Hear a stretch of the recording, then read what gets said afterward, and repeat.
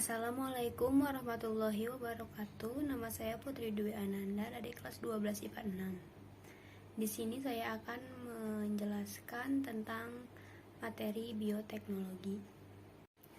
Pengertian dan prinsip dasar bioteknologi. Bioteknologi berasal dari kata bio, hidup, dan teknos, teknologi, yang berarti ilmu yang menerapkan prinsip-prinsip biologi. Sementara itu, dalam perkembangan lebih lanjut, bioteknologi dapat diartikan sebagai pemanfaatan prinsip-prinsip dan kerekayasaan terhadap organisme, sistem, atau proses biologi untuk meningkatkan potensi organisme maupun menghasilkan produk dan jasa bagi kepentingan hidup manusia. Kemudian ada jenis-jenis bioteknologi menurut perkembangannya. Secara umum, bioteknologi dibagi menjadi dua jenis. Yang pertama, bioteknologi konvensional atau sederhana. Bioteknologi konvensional adalah bioteknologi yang memanfaatkan organisme secara langsung untuk menghasilkan produk, barang, dan jasa yang bermanfaat bagi manusia. Kelebihannya yaitu biaya produksi murah, teknologi menggunakan peralatan yang sederhana, dan pengaruh jangka panjang sudah diketahui. Sedangkan kelemahannya yaitu perbaikan genetik tidak terarah, memerlukan waktu relatif lama. Nah, bioteknologi konvensional dimanfaatkan dalam beberapa bidang. Yang pertama ada bidang makanan. Dalam bidang makanan, proses yang dibantu mikroorganisme, misalnya dengan fermentasi, hasilnya antara lain yogurt, kecap, keju, tempe, roti, cuka, dan lain sebagainya. Yang kedua ada bidang pertanian.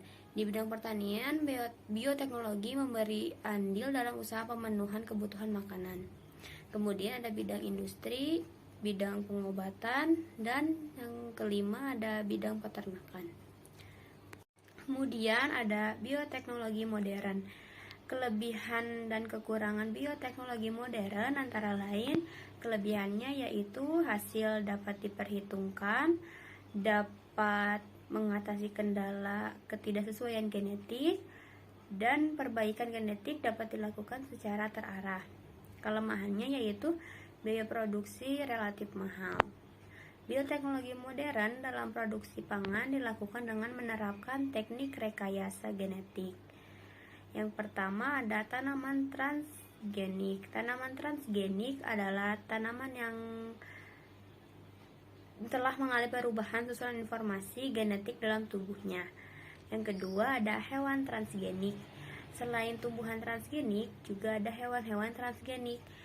Penerapan teknologi rekayasa genetik pada hewan bertujuan untuk menghasilkan hewan ternak yang memproduksi susu dan daging yang berkualitas, ikan yang cepat besar, dan mengandung vitamin tertentu dan sebagainya.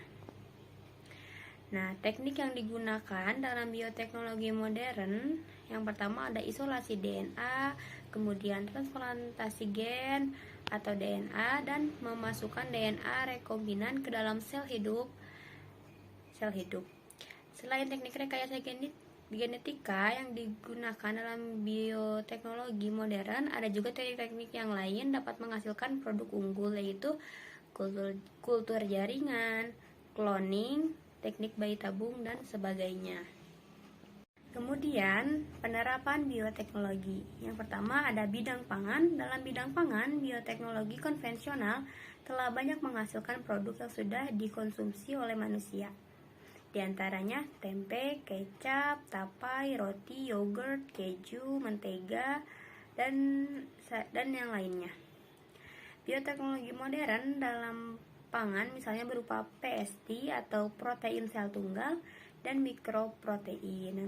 Yang kedua ada bidang pertanian dan peternakan.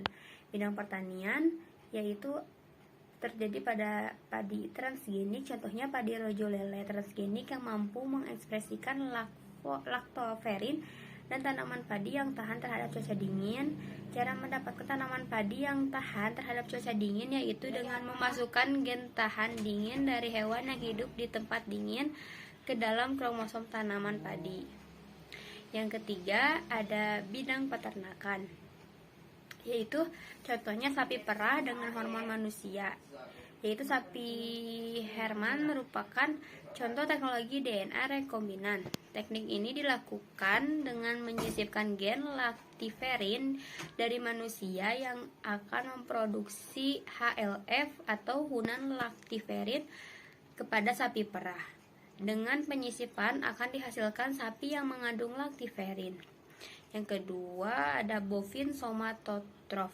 Teknologi ini dilakukan dengan menyisipkan gen somatotropan sapi pada plasmid Escherichia coli untuk menghasilkan BST.